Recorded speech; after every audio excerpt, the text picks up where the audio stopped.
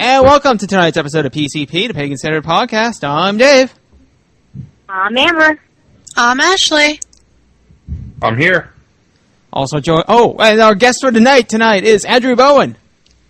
Hey, what's going on? Hey. And also joining us tonight is... I'm Amanda. I'm Barrett. I'm Naria. All right.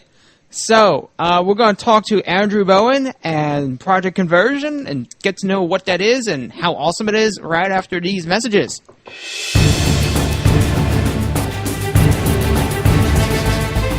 You're listening to the Pagan Centered Podcast, bringing unique and intelligent perspective to the masses using contemporary technology, allowing for free discussion of one's personal beliefs and enlightenment of those not familiar with a particular religion. We bring to the forefront many issues that are ignored or shunned upon by mainstream religion. We discuss topics on a religious and non-religious level as they relate to our panel representing varied belief systems. Our brute honesty and candid opinion has made us one of the longest running and most popular pagan podcasts. Feel welcome to call in live or submit listener feedback via our website, pagancenteredpodcast.com. And we're back. So normally this would be an Amber episode, but Amber's modem decided to explode today. So we got her in by phone, and I'm going to lead through the notes here. And Andrew's awesome. And actually, I've been following Project Conversion for a while, so I'm not completely in the dark here. So Andrew, can you just kind of fill in our listeners? You know, what exactly is Project Conversion, and what inspired you to do it? Okay. First of all, thanks for having me on here. Project Conversion is a year-long process whereby I immerse myself in one religion each month for the entire year.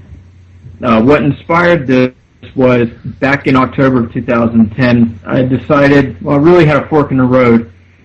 I could either become anti-theistic, join that militant route, and saying, you know what, religion's the problem in society, we just need to wipe it off the face of the planet and do everyone a favor, or I could find out what's the root of the problem here. What can I do to contribute to the solution? And I figured the best way to understand those who are involved in this struggle is to become them, i.e. people of different faiths. What kind of perspective are they coming from? And so by adopting their cultures, their ways of life, their belief systems, how they live, the struggles that they're dealing with, I can put myself in their shoes, so to speak. So that's what this whole year is about. Oh, cool. And, when we were putting this episode together, we kind of floated around the host here. We even got some of our listeners involved with putting together questions. And one of the things that came up is, how exactly did you wind up at BeliefNet? I don't remember this starting out as a BeliefNet project, but I haven't been following it for very long. Maybe I'm just not remembering something right. No, it started out independently. This had nothing to do with a school project. Obviously, I don't have some TV show following me around.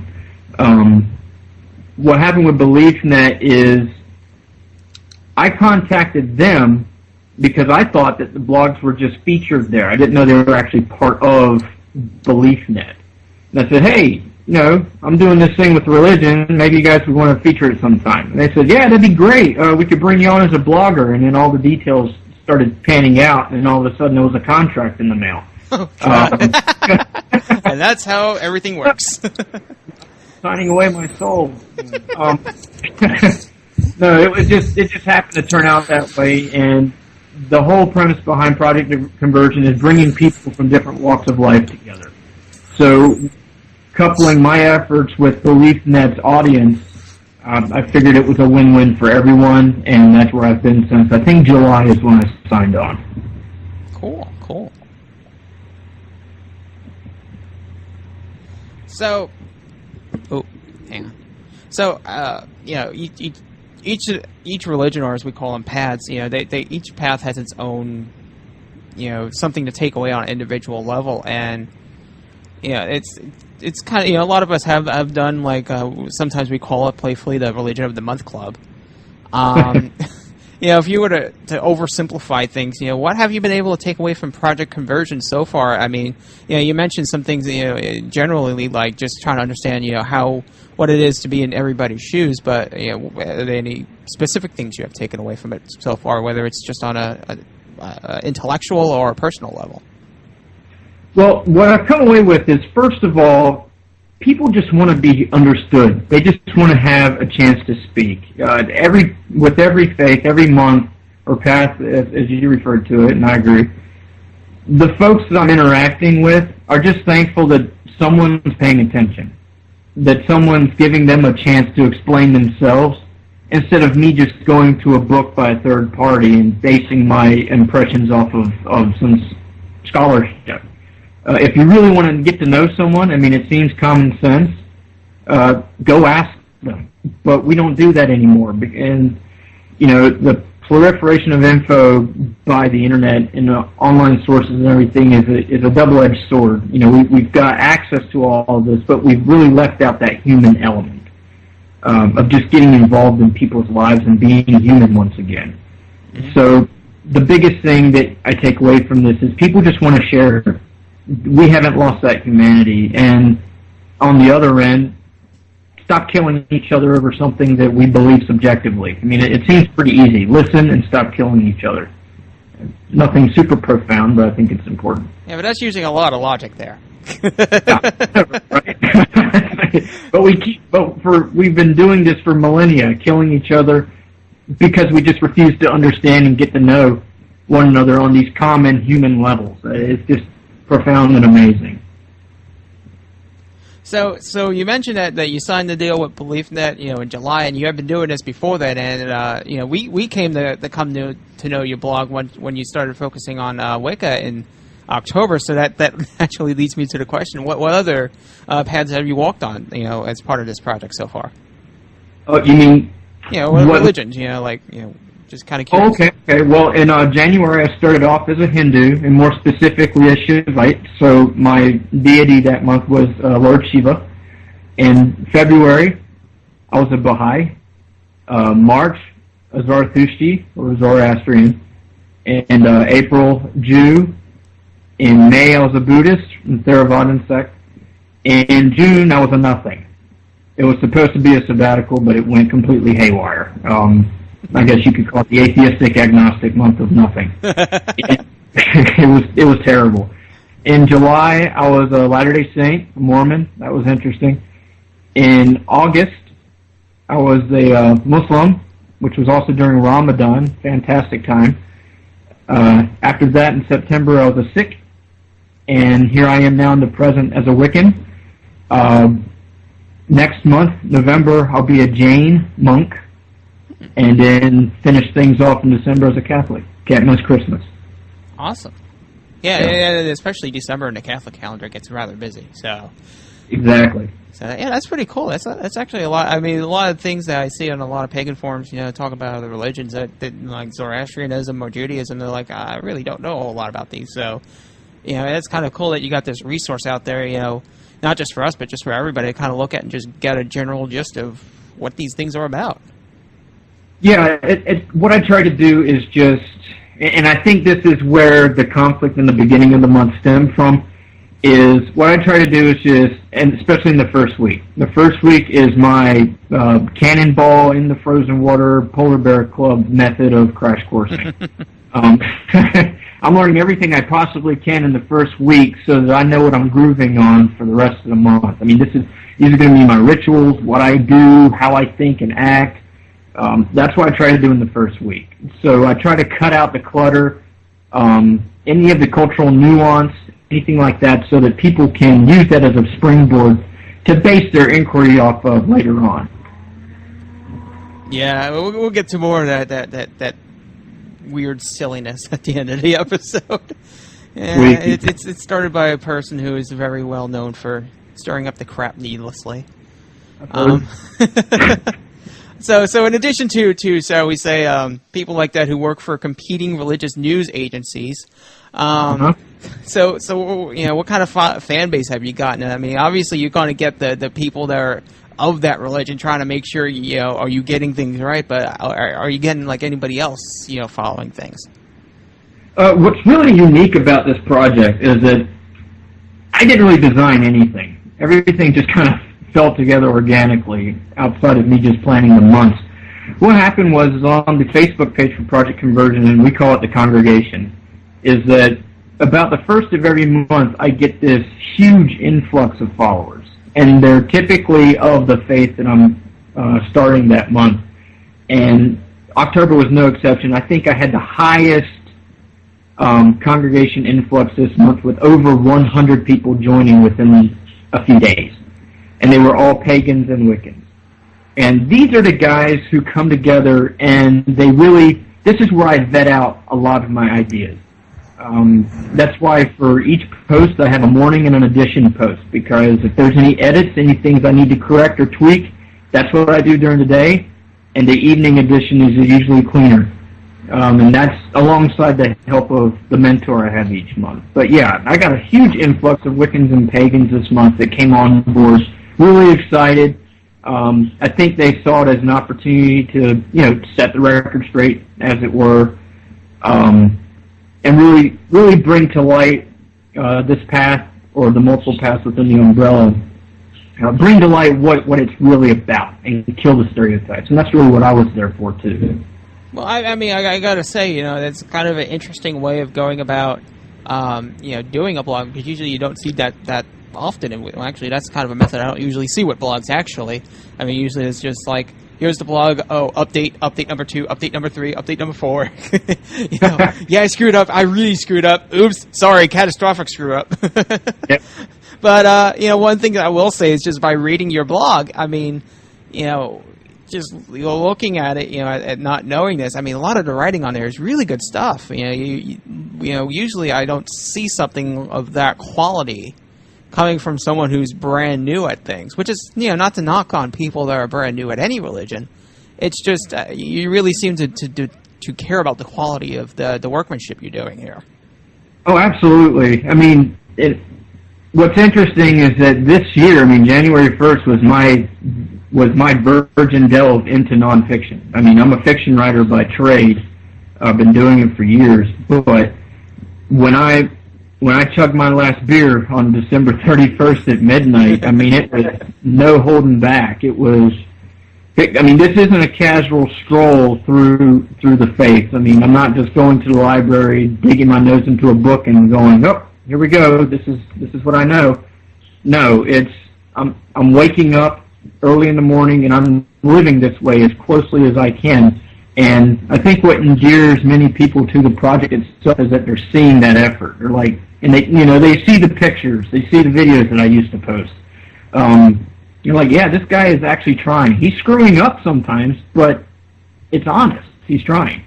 And that's the message I'm trying to get out to people, is that this is all that you have to do. Try. We don't have to be perfect. Just go out there and do it. Yep. So that's where that comes from. Yeah, and there's some various quotes from up-and-coming pagan elders, that basically say, if you want to grow, you got to get outside your comfort zone, and that's kind of a bit cliche at this point. But, the other thing is also, if people aren't yelling at you, then they're probably not doing anything worthwhile. That's another saying to live by. Yeah, absolutely. Well, let's not forget, if you haven't made any mistakes, you haven't done anything. Exactly. If you're perceived as perfect, then you're either divine or dead.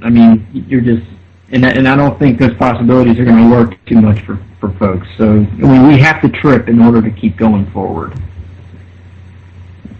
That's definitely it. You got to move forward somehow. You can't just Right. sit there. I think part of what I enjoy... Sorry, Dave. I think what I enjoy so much about your blogs is the level of honesty and the level of, whether you're holding something or back or not, it's the idea of whenever you write, it's a feeling of you're entering something very personal. There's insights that you share there that are wonderfully personal insights as to how the spirituality has affected you. And it's not, well, I finally understood. I finally understood that I'm standing on a new stepping stone. And the acceptance of development, along with all the other steps to go, and the appreciation of the beauty of it, but not like flowers and rainbows beauty, but just the serenity of it all, is amazingly impressive. Yeah, it shocks me every day too. So I'm glad someone else is seeing that. I think folks would be very surprised at how easy it is, and I guess easy might be the wrong word, but how easy it is to take the step off the cliff into any endeavor. I mean, the hard part is working yourself up to the edge. It's easy to fall. And every month at 12:01 on the very first day, that's what I'm doing. It's a free fall into these faiths. No parachute, nothing holding back. And I think that's the only way to do these things. And you hit it exactly right. There's a unique experience every month, and it's simply because I allow it to happen.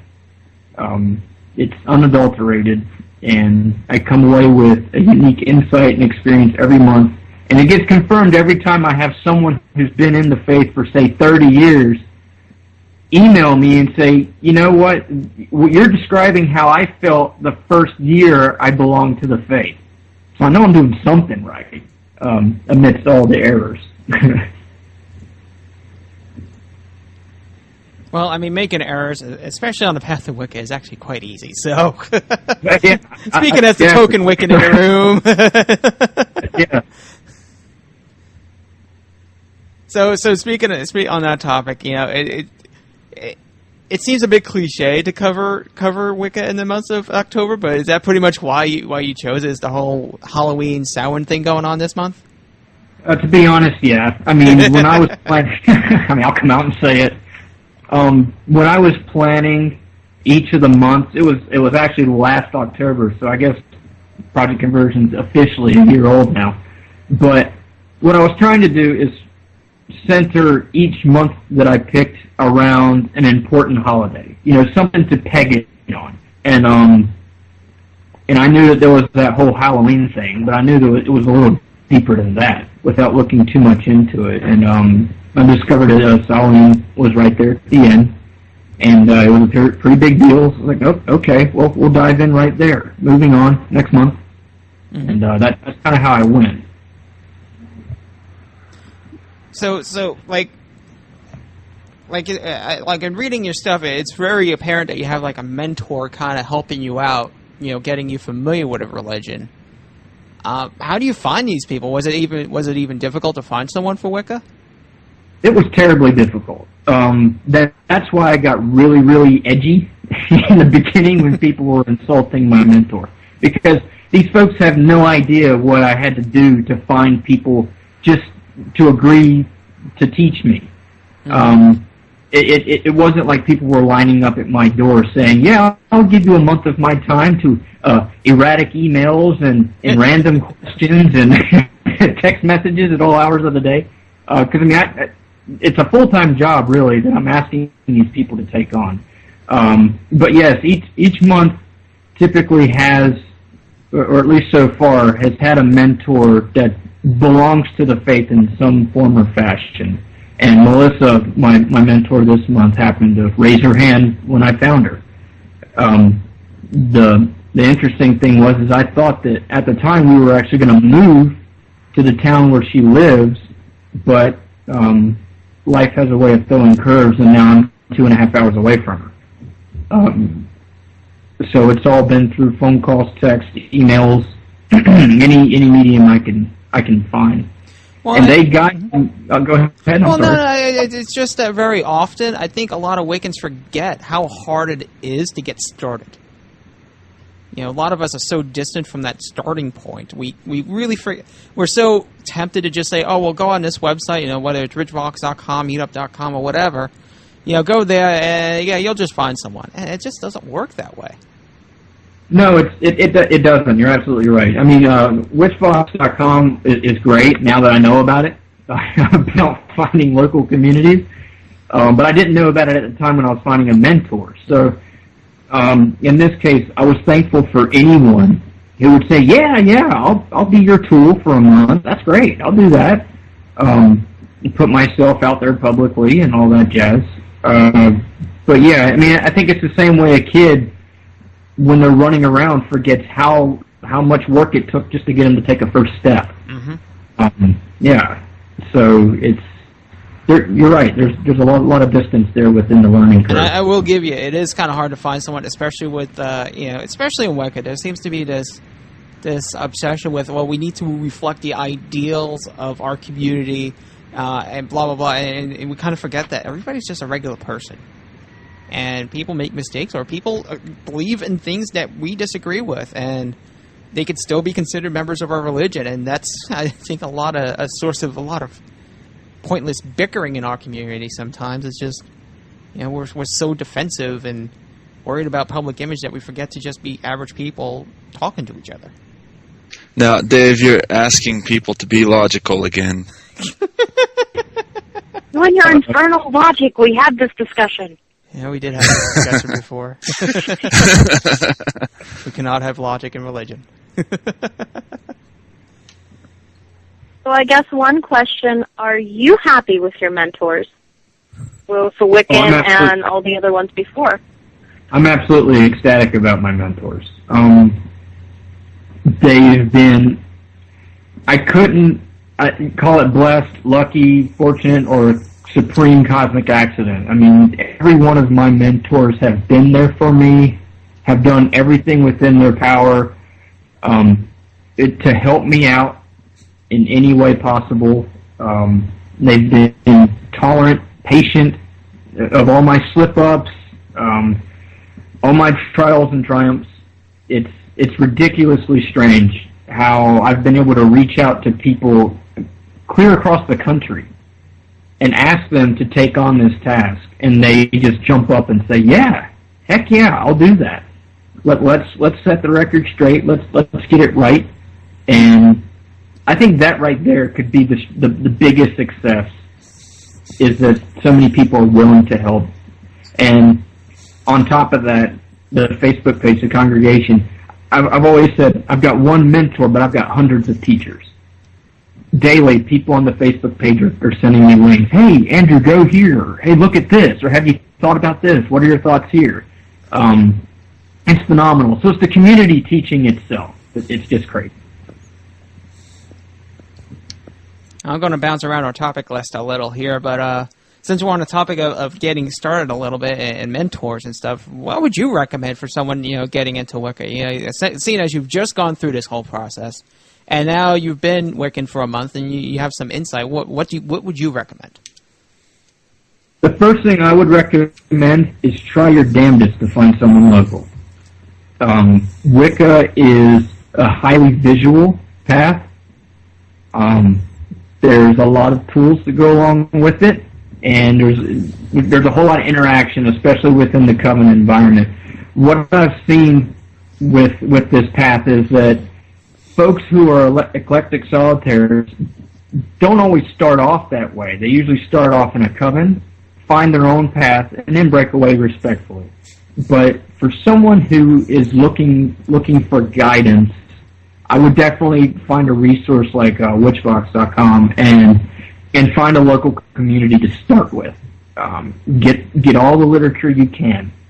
From that point, with that teacher and that mentor, get yourself a starting peg. Because that's usually what I do every month, is I'll spend about the first week or two underneath the wing of my mentor, and after that I usually crack off on my own. And I'll really start getting into the groove of things and really start experiencing it for myself. Cool. It's just really cool to get that feedback from someone who's brand new, so... So, the question I kind of skipped over earlier, but what even kind of got you interested in covering Wicca anyway? I mean, given that you only got 12 months, that's not a whole lot of... That's 12 religions to cover in 12 months. It's not a... there's so many religions in the world. Why would you choose Wicca as one of them? Okay, well, I started off with this premise, in that if I'm going to encourage people to step outside their comfort zones and understand people from their perspective, I've got to do it myself. I come from a fundamentalist Christian background, and so I could not do the Protestant Christian flavors. So that was just out of the question. So basically, I had to pick faiths that I had no idea about, and ones that I judged the hardest way back when. And everything in the pagan world was fair game for fire and brimstone for me those years ago. So this was a way for me to come around full circle and say, okay, I'm taking off the judgment and going in completely open and going to find out for myself what these folks are about, so that I can understand where I was so myopic earlier on. I was about to ask you a question earlier, but oddly enough, you already answered it in a different context. I like that. But I was about to ask you if you had it to do over again, would there be any changes you'd want to make? Oh, gosh. But apparently you Yeah. also answered that about life, your life in general before this as well. So I approve. Yeah, it's been a completely organic experience. I learned very early on that I don't make plans anymore. If someone asks me what I'm doing tomorrow, I say I plan to wake up. Everything after that's gravy. So no, I don't think I'd do anything differently.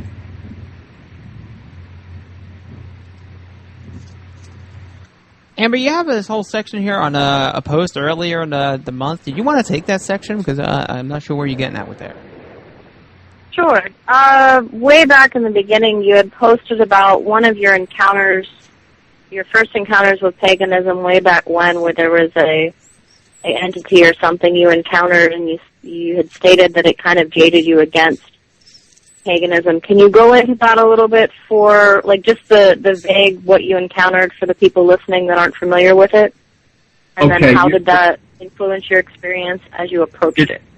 You're talking about the whole shaman book thing that happened back in... Okay, yeah.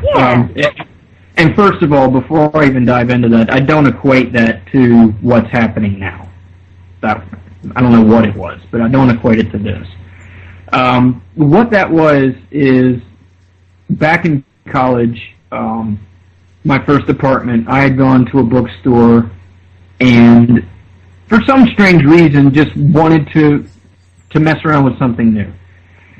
So I went to the New Age section, which, accurately describes everything within paganism, right? And the book that attracted me was one on shamanism, and I took it home that night, and I had a little bit to drink, so that probably had a little bit to do with it, and read the whole book cover to cover in that night.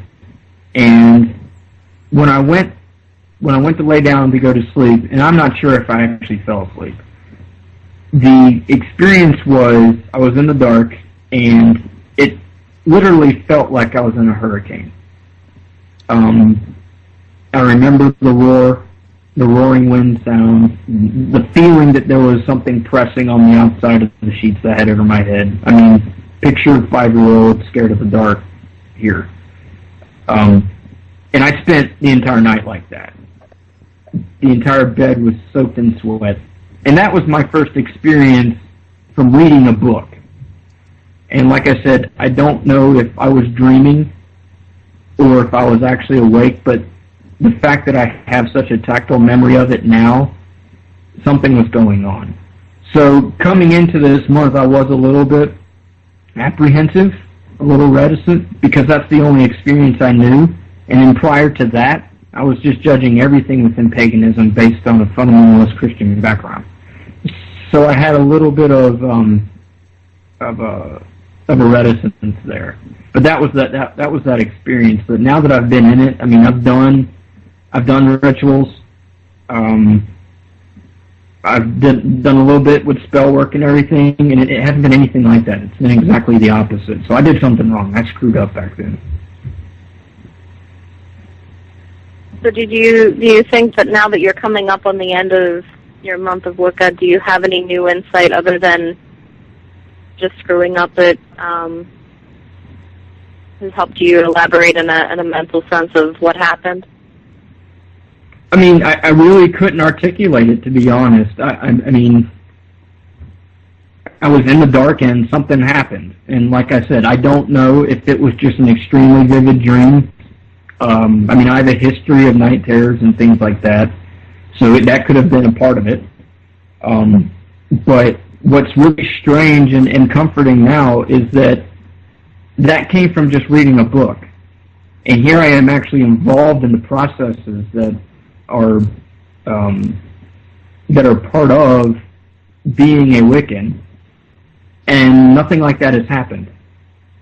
So I'm not too sure what I was involved with, or if it was anything at all. So no, I mean, I have no insights, because it's a complete mystery, and it's complete night and day compared to what I'm experiencing now.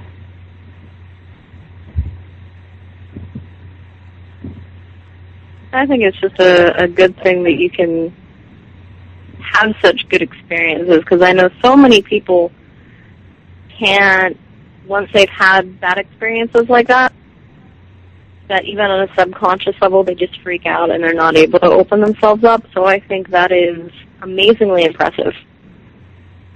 Well, I mean, I'll be honest, I was terrified. I mean, that's why I made that blog post. It's that honesty you were talking about. I wanted folks to know that, hey, you know, I'm coming from a little bit of fear here, and this is something that I've got to deal with. But at the same time, I'm trying to let people know that you cannot let fear govern your progress.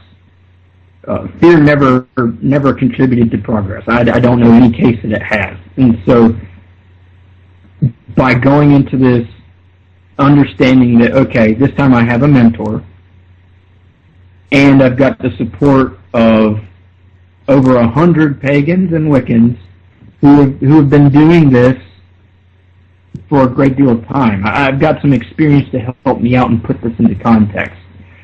So that little bit of a cushion there would help me segue from that base of fear into, okay, maybe I can do it right this time. And it's happened. So I'm happy with the results.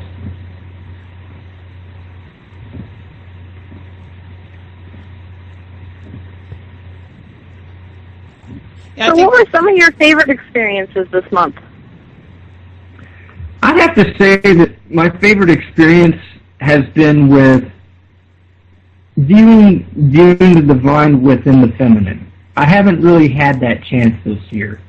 There was a little bit of that with the Latter-day Saints. There's a theory they knock around, and there was the female aspect within Hinduism. But this was the first time that it really came to the forefront. And I wasn't sure if I was going to be able to touch that because of the male-dominated divinity that I've parlayed with so far. And I think that the ritual that I did, and it was very simple, I put it up on the wall, with the full moon was just pristine. And it really just, it was a cup check on my viewpoint on the divine. That in itself could wrap up the month right there. That I was able to see that. And the message, you've only been looking with one eye open. It just strikes you. You can't ignore it. So that, coupled with the focus on the natural elements around me, and instead of looking up all the time, look around you and within you, those have been tremendously valuable takeaways.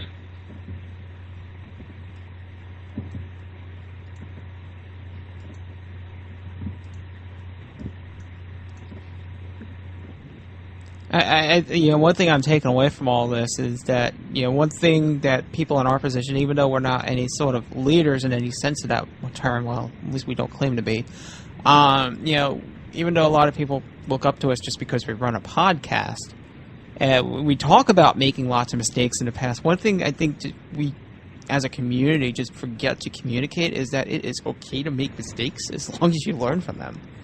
And everybody's so busy trying to avoid that criticism that, oh, no, making mistakes is okay, go for it. Oh yeah, absolutely. That was one of the things that attracted me to the faith right there in the beginning was, and that's something my mentor told me about right up front. And she said this, explicitly, don't be afraid to mess up. First of all, because she's there to help me. And second, because a lot of my understanding, of course, and I'm a neophyte, so forgive me, but a lot of my understanding from the folks from different points of view was that the faith itself, what you come to terms with as far as your spirituality within this path, is what you make of it. That's not to say that it's a cafeteria plan of religion.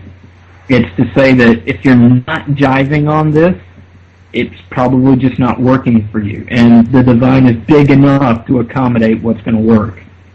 Now, I've said this before, but if we're going to say and theorize that the divine is infinite, then our finite ideas will always fit comfortably within that context. So that was something that was very comforting for this month as well. So while we're on the topic of mistakes and things like that, what were some of the most difficult lessons for you this month? Well, usually when I go into a month, I have a good idea of what the social issues I'm going to cover are. I had huge, grandiose plans of talking about persecution and the public ideal of what paganism is and Wicca and all that, and really just trying to lift the roof off of that sort of nonsense and show people who are outside of this path what it really is, and it's not what you see on TV and movies and all of that. Come to find out, I was sticking my hand into a cat fight that's been going on longer than I've been interested in religion. And that in itself is a social issue. And I didn't know that. No one warned me about it. And when that blog post came out about my blog post, all of a sudden it was like there was this war going on, and I found myself in the middle of it. And it went on for a few days, and it was the first time this year that A, I've been attacked verbally by anyone, and B, that I actually thought about just scratching the month altogether. Because that first week is really the sweat equity I put into getting to know the faith from the inside out so that I can guide myself the rest of the month. I was spending that time defending myself and paying attention to the infighting that was going on. So I really didn't think I was going to be able to really groove on the faith itself. And then if I can't involve myself in it, then how am I going to successfully portray it to people who don't know about it? Well, I'd like to officially welcome you to paganism then. You've just been initiated. I appreciate that. But it cooled down after a while, and a lot of it just had to do with me, frankly, just not looking at those sites anymore. I mean, I couldn't pay attention to it, and I couldn't defend every comment. So I had to just sit down and say, listen, I've got stuff to do. I've got a religion to learn and a people to respect. So I don't have time for this crap. And I moved on, and I haven't been back there since. I don't know what's going on, and frankly, I don't care. All I know is Wicca and the other pagan traditions are fantastic. It's a whole new world, and I'm glad to be part of it, even if it is for 31 days. And I think none of us know what's going on because we don't check anyway. I am glad that somebody brought it to my attention just so we could have the chance to have you on and get a better idea of what you're doing for people out there. Yeah, So well, sad that it had to come to that, but Yeah. I think if there's anything disappointing of this whole experience is Starfoster or Pathos.com with this whole situation, honestly. Yeah. Like I said, I didn't know who she was going in, and it's unfortunate that I didn't have the chance to get to know her through the month as someone who could be a fellow teacher. Maybe that's her way of teaching. I don't know, but Well, Yeah. actually, the episode is going to air immediately before this episode. It is going to be the episode in which we demonstrate how that website is run and how all it does is generate drama in our community and distract us from doing productive things. And we honestly thought that she was not adhering to our pattern, but this time she decided to be a few days off and go into the beginning of October instead of the end of September. So, so don't take it personally. She's just doing her job to raise revenue for BeliefNet's main competitor, Patheos.com. Okay, well, whatever floats her boat. But Well, I regardless think of all the that BS, Yeah, I'm glad they're helping. What? this is awkward. I do not miss not being having the phones. I was just going to say, I hope your sawing goes a lot smoother now that there's no BS involved this time around. Well, you know, yeah. Sorry about that. No, go ahead. I was going to say the good thing about Star Foster's post was that it drew a lot of attention to your blog, and that's kind of what drew me to it as well.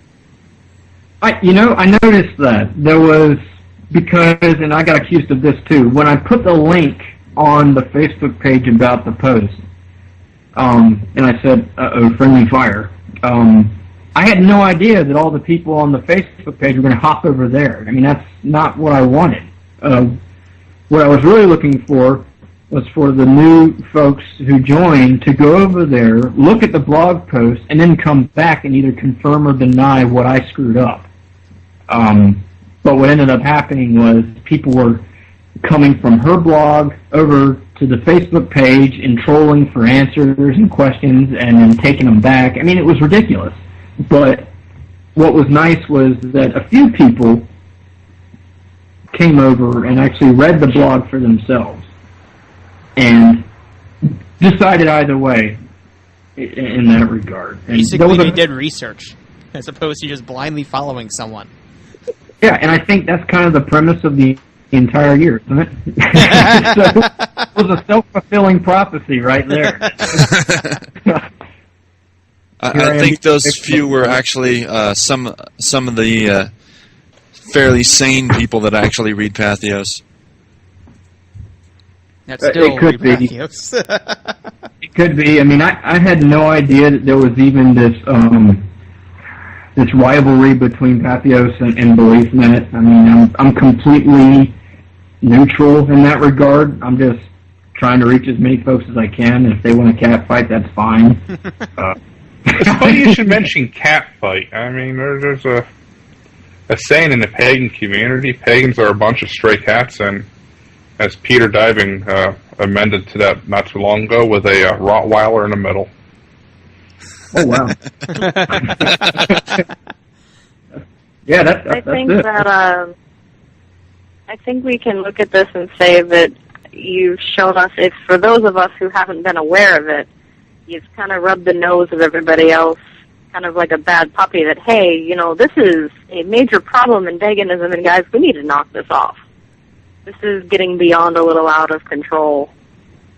There was a lot of that sentiment as it was finally cooling off. You know, people that were getting in there who had been within the path for 20, 30 years.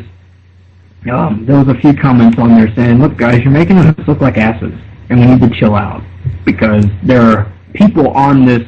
I mean, there were people who had joined the Facebook page just for October, because they knew that the year had a track record of alleviating tensions, kind of killing the stereotypes, and here we are discovering one that we didn't even know about. And so, yeah, the PR was horrible. But that's why I've kind of kept the attention off of that, because my goal is still to show people what the faith is without those political nuances going on. So hopefully there's still some positive aspects that come out of it for folks. That's the goal anyway.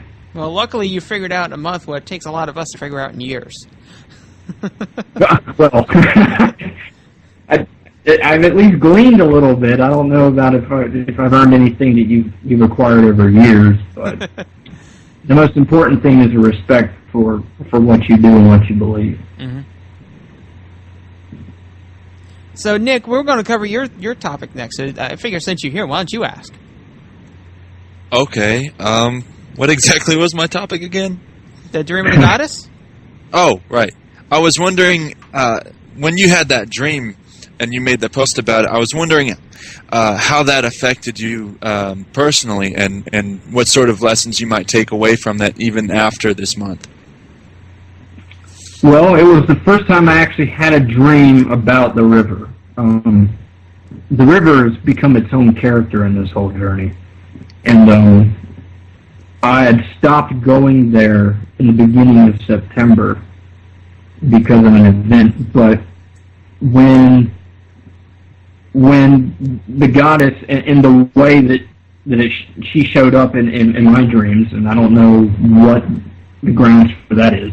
You guys could probably give me a little more context there.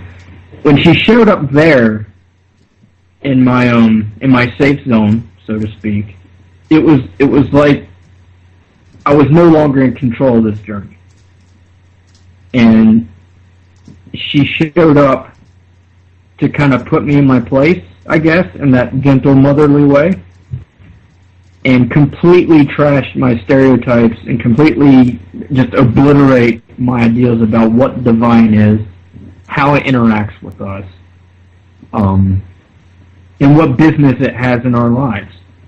And it was just amazing to see that metaphor through dream come through, and it's something that I will never forget, ever forget. And going to the river now, not the temple at the river, but the river itself, I still get chills looking at the temple across the water and realizing that I was there in a dream and the goddess showed up, and what's going to happen the next time I step on that white sand.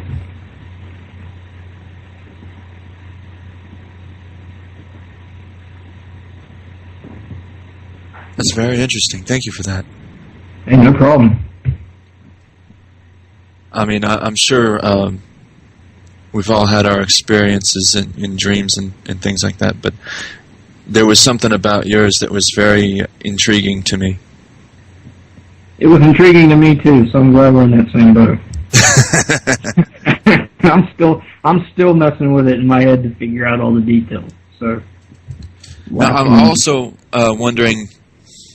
You mentioned that you were also Mormon for a month. I was wondering what sort of similarities or correlations you may be able to draw between Mormonism and, say, Wicca, for example, because I know, personally, I used to be Mormon myself. Oh, okay. Yeah, that's a great question, actually. I can't remember their name, but there's at least one person in the congregation who actually blends. She's a Mormon, but she blends pagan ideals within her faith, especially when it comes to the idea of the feminine existing within the Mormon divine universe. There's a Heavenly Father as being quite literally, and you'll understand this, of course, being quite literally a spiritual father of us all. Jesus being quite literally a son to this father, and sort of in a big brother relationship to the rest of us. But Right. There was this ideal of, okay, if he's the literal father and there's a son, where's mom at? And that opened up a whole new can of worms on the feminine within Mormonism. And I know that I don't think it's explicitly stated within the text, but it's an idea that I think has been kicked around since Joseph Smith. And Right. So yeah, I think there's a correlation there with opening up that feminine within the faith. And I don't know. I guess the more and more people dive into that and they develop the theology a little more. I mean, the Latter-day Saint Church is very, very young, so there's a lot of room for growth there. I'd be interested to see how that develops more over the years. I know there was something that I remember being told when I was Mormon was that, and granted, I doubt that every single Mormon is told this, but I was told, at least in the stake that I was in, that women were considered to be a higher spiritual being than men were, and that was part of the reason why the women weren't called to be priests in the church. And that I never, and that the priesthood itself was basically an exercise for the men to become on that same level. Well, I have heard the saying that women are the conscience of men, so I guess that blends in there. I personally didn't hear that with my very short 31 days, but it makes complete sense. I mean, it doesn't surprise me at all that will be the sentiment of a few Mormons there. So I'm glad you said that.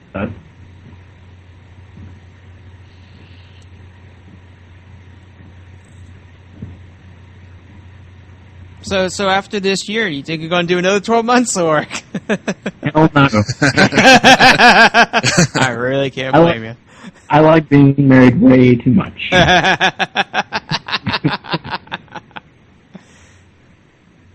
No, after this year, it will be a new incarnation of Project Conversion. Will take on a new form. It will no longer be about me, and I'll insist that everyone else do it, at least to some extent. And I'm developing details on that now. Okay, cool. Yeah, I mean, one thing we got through Google Plus is, when we're talking about, in our own circles that we're going to have you on, one thing that came up is a lot of reconstructionists usually feel like, they're up and coming and a lot of people don't pay attention to them, so they don't want to think, it would be kind of cool if this was covered at some point, but maybe that could be something that's, a bigger umbrella can be incorporated into the new incarnation of this. Very much so. I mean, by next year, what I'll really be doing is just encouraging others to take their own journey. And I think what this is going to do is it's going to force people to look for those up-and-coming traditions. It's going to force them to go places where, they're just not familiar at all. Maybe their families would even be opposed to it. It's really crossing that river, and to completely change in order to create this dynamic empathy that makes us all human and related. And I certainly hope that those newer traditions, new ideals, and the folks who belong to them are going to be exposed as well. But it's definitely something where the blog will transform into probably bringing these other paths to light so that folks will know about them. Creating sort of a menu, if you will, for people to look at. So yeah, definitely. Well, on that talk, I mean, the month started off very negatively, but Amber made me aware, and Amber, I'm going to have you kind of fill in our listeners on this story, but it's actually kind of inspiring that it's at the beginning of the month, the big drama that was being stirred up by Patheos is that, oh my God, this is going to be such a damaging portrayal of Wicca, blah, blah, blah, blah, blah, blah, blah. I was like, oh, Christ, here we go again. Yep, it's every 2 months. Yep. So, one thing that I found really cool is that I recently stumbled on a story that it's actually inspired the opposite. It's actually been very, very good for Wicca. And Amber, I'm going to let you take it from here because you're the reason I know about this. Okay. I forget who turned me on to the article, but somebody had posted it to me, and they're like, oh no, she's at it again. And I was reading, and it was all of these things about how Wicca's being portrayed horribly, and it's being told that it's make-believe. And I go over to, Andrew, I go over to your blog, and I see this amazingly insightful journey on stepping outside of what you have heard about it and just learning. And looking back, and I'd noticed that it wasn't just Wicca, that you stepped into all these other paths, and you had this blog set up about your different experiences into stepping into, and not just looking at it and going, yeah, I read the book, it was kind of cool, they're a little weird, but it was literally stripping everything away, opening yourself into this, and I was floored. It's not often that you see people willing to do that in the least. And it was kind of at that moment that I was like, Dave, you have to read this. We should get him on the show. We need to get him on the show. This is awesome. It really does take a very strong person to be able to do that, to be comfortable with who they are and yet throw themselves into another field. So I wanted to, at all costs, even if it took moving a couple episodes around to get you smished in here, I'm be sorry able to about show that people at the that. beginning. Oh, that's all right. I'll That's, stop apologizing. yeah. It's pretty easy for us to move shows. Don't worry about it. Yeah, I mean, next month I can't even use technology, so it would be really hard for me to do a Yeah, Skype. Jainism's a difficult path to follow. You really got my kudos for trying that. That's going to be quite a bit. Yeah, I mean, and my wife constantly reminds me of how difficult it's going to be, and that's why I'm doing it. Or more accurately, why am I putting her through it? But back in May, when I was dabbling with Buddhism, I was a lay Buddhist most of the month, and I had my quote-unquote monk day once a week. Well, because the Jain path and the Buddhist path are very similar, I had to be a monastic at least once. But of course, I didn't know that the Jains own the ascetic way. I mean, it doesn't get any more hardcore than them. And of course, once I put up the schedule, that's all she wrote. I can't go back on it. So yeah, next month it's going to be hard. I'll probably lose some weight. But hey, let's enjoy Wicca while we're here, right? You got 5 more days of it. Clenching onto him with my life. So you've been down a lot of different spiritual paths. Really kind of living it, not just reading about it. Do you have any kind of words of wisdom that you feel that we could benefit from in the Wiccan or pagan communities? I think that what the pagan and Wiccan communities contribute to this is that despite all of the politics that we've talked about here, they really embrace the ideal that there are many paths and that each path can correspond to an individual. It's not a cookie cutter system. A lot of faiths try to fit you within a dogma. I mean, not all the times, but the pagan and Wiccan ideals are they seem very centered on the individual spirituality, their relationship to the god and goddess, whatever you're calling them. And I think that would be the greatest contribution, is just seeing that. As far as the other faiths go, each one, what I've seen is that, first of all, I've had a unique experience every month, regardless of the faith. And I think that says something. I think it says something. Especially because most religions are started by an individual or at least a small group. So what we're seeing is one light through many lenses. And we have to stop fighting over our lenses and start focusing on the light. Even if you're an atheist and coming from... I mean, even atheists and those who are more spiritually inclined can get along because their light might be physics or biology. It's just a different name. I get the same feeling, just like Sam Harris describes himself as spiritual, but he's atheistic. It's because he sees an awesome infinity in physics. So what's the difference between me calling God Shiva and him calling God theoretical physics? I don't see the difference. Mm-hmm. And I think paganism and Wicca has got that idea hammered out pretty well. Cool. Well, as I like to consider myself the token Wiccan of the panel, though I'm certainly not the only Wiccan here tonight, which is actually quite the rarity on this show, because we're a very pan-pagan show. We tend to have a little bit of everyone here. But one thing inside the pagan community is that a common complaint about Wicca is that a lot of people think of it as a spiritually shallow religion relative to a lot of other religions, and we're not just talking pagan religions, just religions in general. I mean, you've had a lot of experience with various different religions so far, even just so far this year. You have any unique insight on this topic at all, or? As far as Wicca. Yeah, yeah. pagan- Do you think there's a depth to Wicca that people just aren't seeing? I think folks who feel that way are shallow themselves, and they're quite blind. I don't feel anything is, and on the other side of that, I don't think a tradition or a faith's age has anything to do with its meaning. It would be like invalidating Christianity within the context of Judaism. They both fulfill a person's spiritual needs, so what does it matter how old it is or that it's developing? Every religion is developing, and every religion becomes a bureaucracy that is eventually revolted against. That's why we have new faiths that pop up all the time. Obviously something's missing or it wouldn't be revolted against.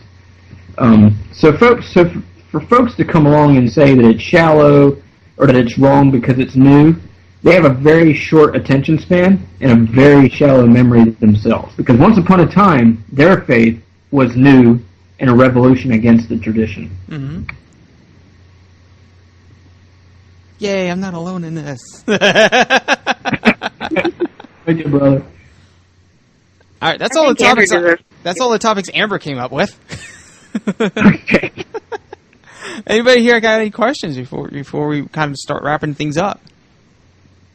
I got one. Would you consider a serious month in atheism? I think I did that in June. If you go back and look at my posts, it was more of questioning religion in itself. I even had a post, I think I remember it called Putting God on Trial. That's where I really... Because what was strange about June was that I had regimented myself day by day the 5 previous months. I mean, I knew what I was doing. Well, most of the time I knew what I was doing. Until the universe came along and punched me in the gut. But I had a process. I at least woke up knowing what I was going to be and how I was supposed to think. But when June came around and I was spiritually rudderless, I guess is the best way to say, all of a sudden these subconscious questions and frustrations that I had to hide during the year so far just bubbled out. And so June would probably be the closest to an atheistic agnostic experience within this year's context that I've had. Cool.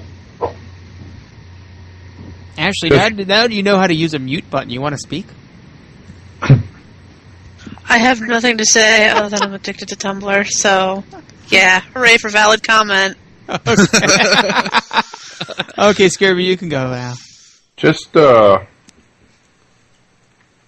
a former agnostic myself, can I get you to define both atheist and agnostic for me, your definition? There's as many definitions for those as there are for pagans, so...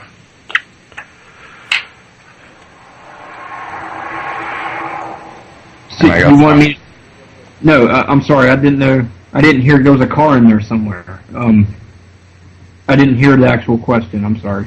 Can I get you to give me your definition for atheist and agnostic? Oh man, you're trying to get me to pigeonhole people. Oh gosh. Well, no, your personal take on it. I mean, I'm careful known some- with those these days. I've known some atheists I think are more spiritual than some of the priests I've met, and, you know. Yeah. For an atheist, I would loosely define an atheist as someone who doesn't place a lot of currency on the idea of the divine, or even none at all. Of course, there's going to be a huge range within that, but just has no concept of the divine. Of course, you've got folks who are anti-theists. I think that would be the extreme on one end of atheism. And then on the other end of it, you've got folks like Buddhists and Jains. They have no concept of the divine. They perceive gods only as just higher spiritual beings that we have no need of, or even interaction. So atheism for me fits in between there. An agnostic for me is someone who isn't ready to definitively say what either their spirituality is, or to judge one of the many paths that we see today as valid or not. It's someone who's open for comment. They could be a searcher as well, someone who just hasn't committed yet. I describe myself as spiritually promiscuous, so at the core, I could be called an agnostic, or on the very Buddhist, Jainist side of being atheist. And in that way, I keep myself completely open.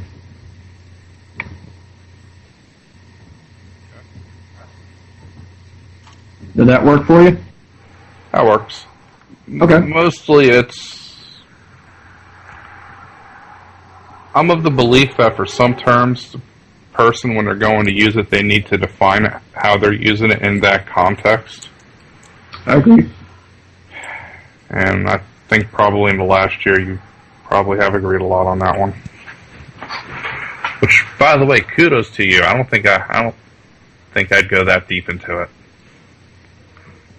Yeah, I have to renew my resolve every day, but and remind myself, why did I get myself into this? But it's worth it. It's absolutely worth it every day. The comments I get, the lives that are touched, my life that's touched, my kids are seeing this. I mean, they're 6 and 7, and they know how to meditate, say their ohms. They know when Buddha Day is, and they're about to experience Halloween. You know, I don't know another 6 or 7-year-old who can do all that. And there's going to be too fewer people that are going to grow up myopic about the spirituality of those around them. And that's probably the biggest payoff right there. Cool. Respect. Back at you.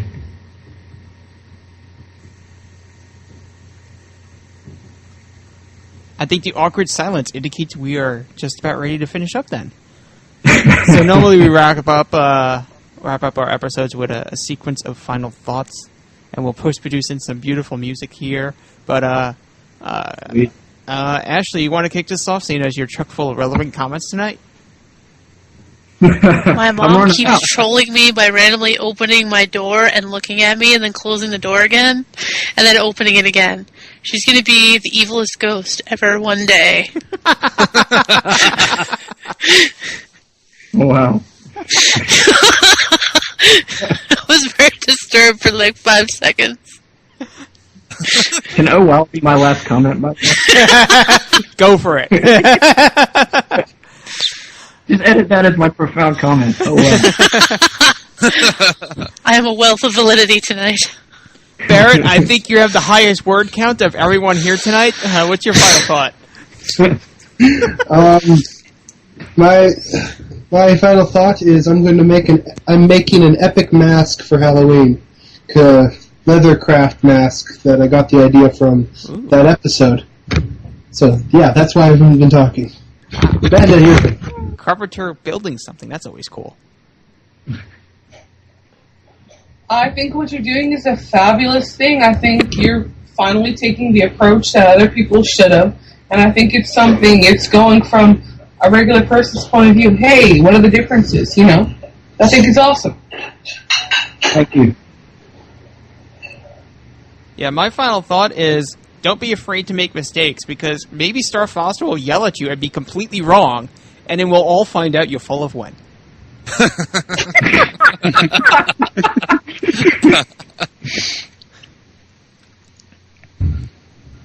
If she don't block you. Sorry. Yeah, if she doesn't block you. I think my final thought is, one, thanks for coming on with us and further putting your neck out there to the crazy pagan community. But that, going off of Dave's point that it's okay to make mistakes, it's okay to put yourself out there too, because sometimes you touch the lives of people that have been looking for somebody else to tell them it's okay to stand on their own 2 feet if they've been afraid to. And I'm just really impressed with everything and what you've done, Andrew. So thank you on so many different levels. Thank you. I don't think our appreciation can be understated with this. I mean, this is just... I know you're only with us for a month, but it's been one hell of a month, and it's something that's going to last with us for quite a while, and it's going to be a resource we're probably going to refer to for years. So, you know, it is awesome. No pressure, right? Yeah. No pressure, no pressure. Like, this is how you I not think- do it. Don't worry, nobody listens to this show. We just have 5 people on standby that click download 8 million times. And maybe a couple that are in a 12-step prison program. Or China, or in China. And I'll tell you what, Andrew, even if it ended tomorrow, I think I would still feel very comfortable sending people at least to the blogs that are still set up to show your progress. So, Fantastic. I mean, you know, like I said, I have one mentor but hundreds of teachers. I mean, a lot of everything that I'm doing is a regurgitation of what people are showing me as far as how to live. So it really comes down to a community can get together.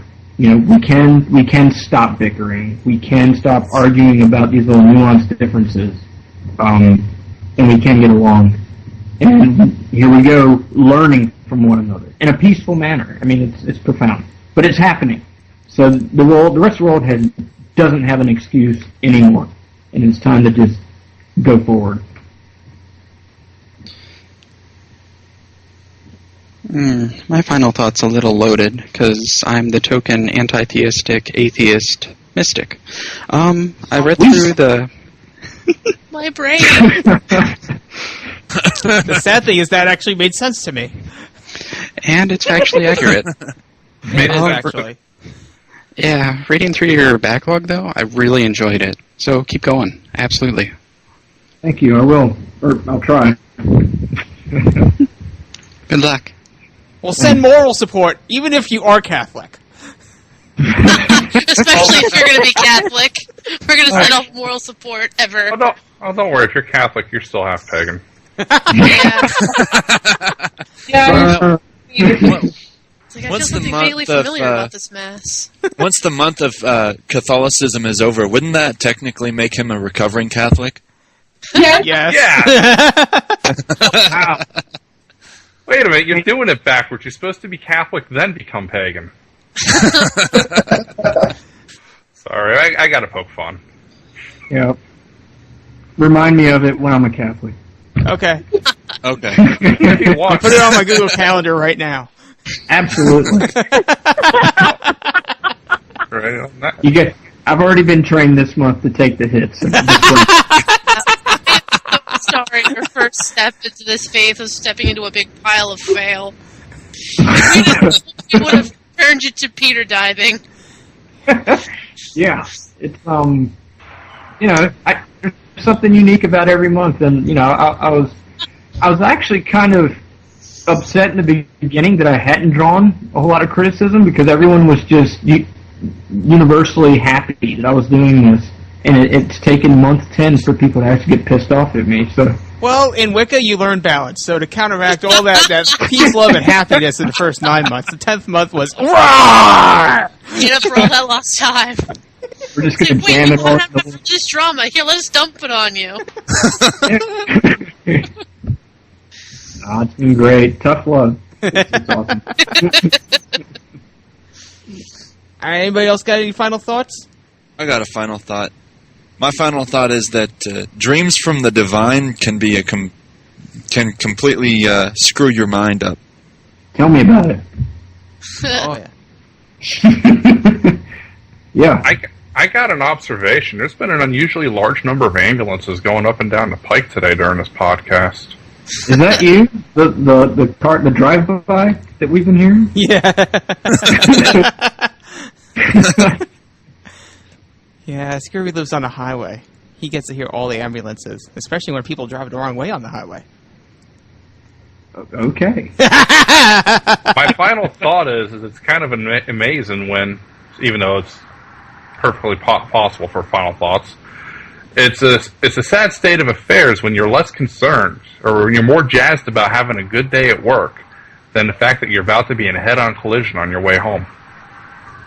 Oh, he's coming at me. Honk, honk, honk. Wait, you know I was having a good day at work today? Honk, honk, honk. Oh, wow, you broke an axle on the curb. Way to go. Honk, honk, honk. Pennsylvania. This is my favorite review, by the way. Well, awesome. we're really happy to have you on. I mean, we really do like what you're doing, and all you need to do is maybe next year, go look up our reputation. We're not known for being nice for the sake of being nice. If we say we really like what you're doing, we really, really mean it. Well, I appreciate you not holding back, man.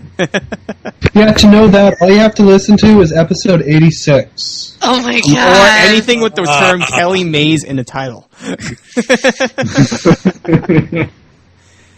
I'm writing that down. Episode 86. That was really one of the most podcasts I've People ever lost their sanity over that episode. Episode 86. Yeah, so that wraps up this episode. Join us next week when we talk about something else, but because our podcasts are released in a different order than the live shows, we can't tell you what it will be. So, surprise! See you next week. Bye. Bye. Hi. Blessed be. All right, live